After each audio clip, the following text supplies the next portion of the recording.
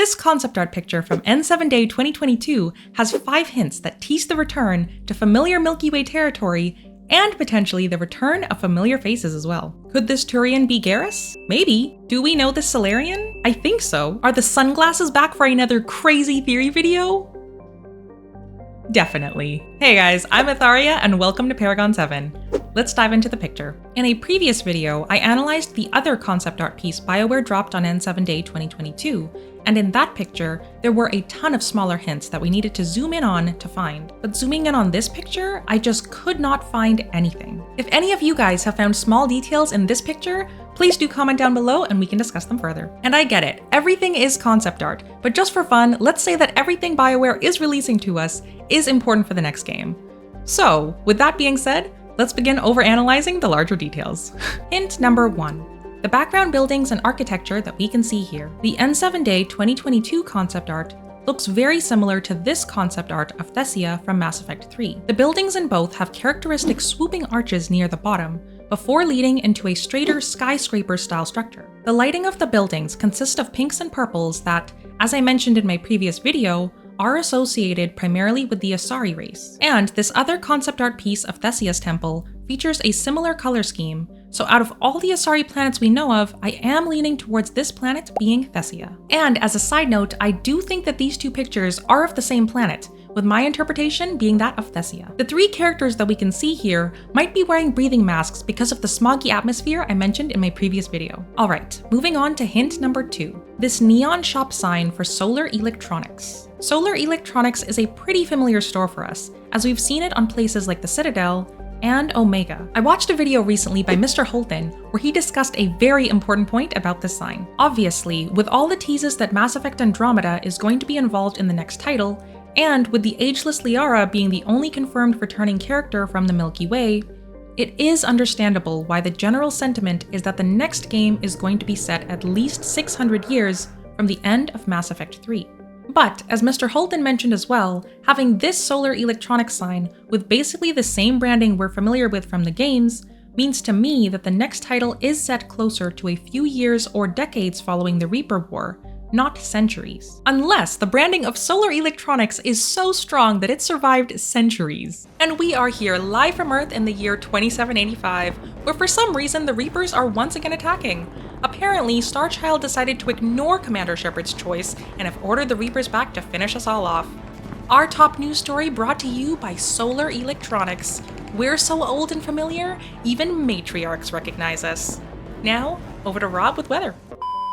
Anyway, the first 2 hints have established, probably, that the next Mass Effect title is going to be returning to familiar planets like Thessia, and that the timeline for the game is probably going to be set closer to the end of the Reaper War. Let's move on to the next 3 hints, which will involve analyzing who these 3 characters could be. Let's start with hint number 3, the Krogan.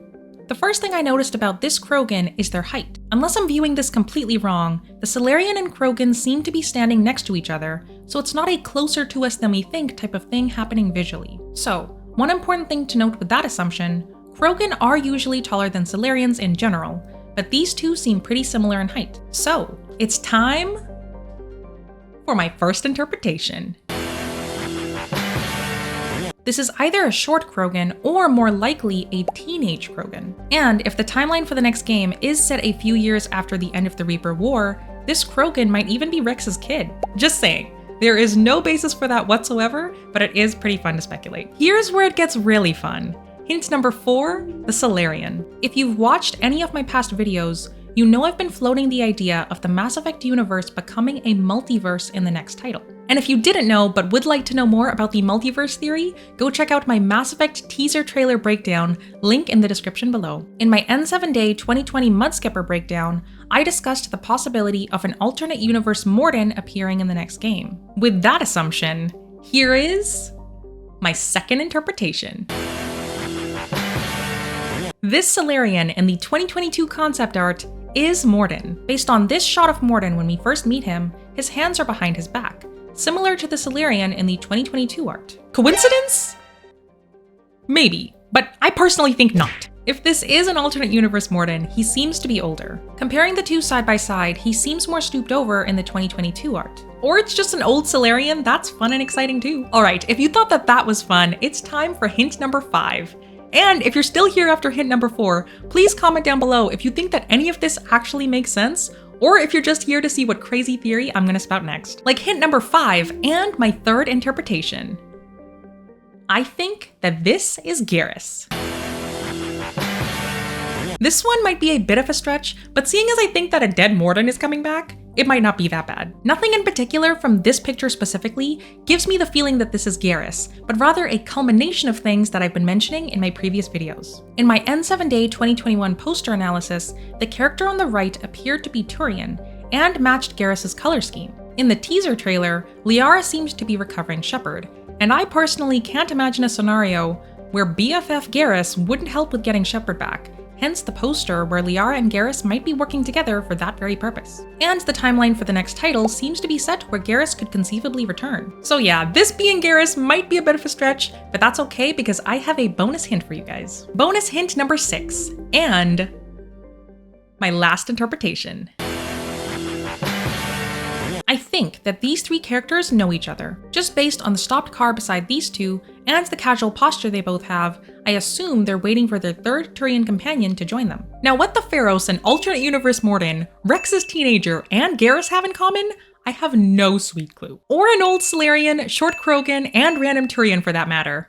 But that's okay, because I'm sure we'll find out in the next Mass Effect. So, the multiverse theory lives to see another video. Thanks, alternate universe Morden. If you enjoyed my crazy analysis here, I know you'll enjoy my other N7-Day 2022 concept art analysis, so go check that one out next. Until then, I'm Atharia, and this is my favorite franchise on the Citadel. Logging you out, Shepard. Our top news story brought to you by Solar Electronics. We're so old and familiar, even matriarchs recognize us. And now over to Rob with weather.